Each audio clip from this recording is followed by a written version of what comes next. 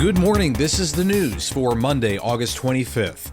National Guard troops in Washington, D.C. began carrying firearms last night. NBC News is reporting the soldiers carried service-issue M17 pistols, with a small number armed with M4 rifles. Defense Secretary Pete Hegseth on Friday announced 2,000 troops in D.C. were to begin carrying weapons, although the soldiers will continue to focus their work on protecting federal assets and providing a safe environment. Meanwhile, President Trump is threatening to send troops to Baltimore as part of his national crackdown on crime.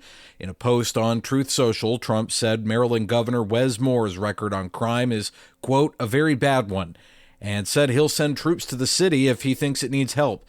Moore responded during an appearance on CBS's Face the Nation, saying, quote, the president is spending his time from the Oval Office making jabs and attacks at us.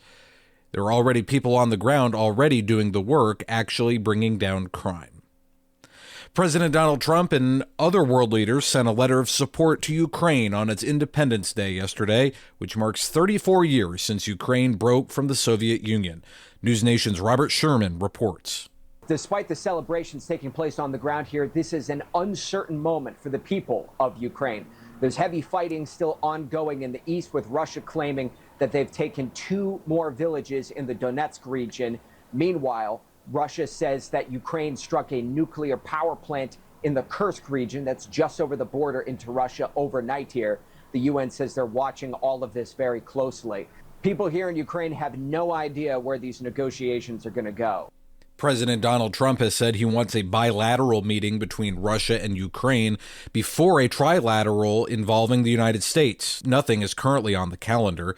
Pope Leo XIV also sent a letter to President Zelensky on their Independence Day. He said, quote, I wish to assure you of my prayer for the people of Ukraine who suffer from war, especially from those wounded in body, for those bereaved by the death of a loved one, and those deprived of their homes.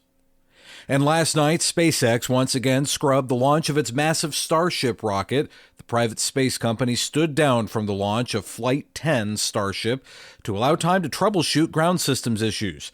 The uncrewed prototype was set to follow a similar flight plan to the last 3 Starship missions, all of which failed. SpaceX was hoping the Starship would continue flying through space so it could deploy 8 satellite simulators.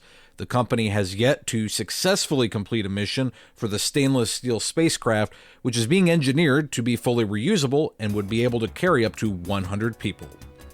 I'm Matthew Handley.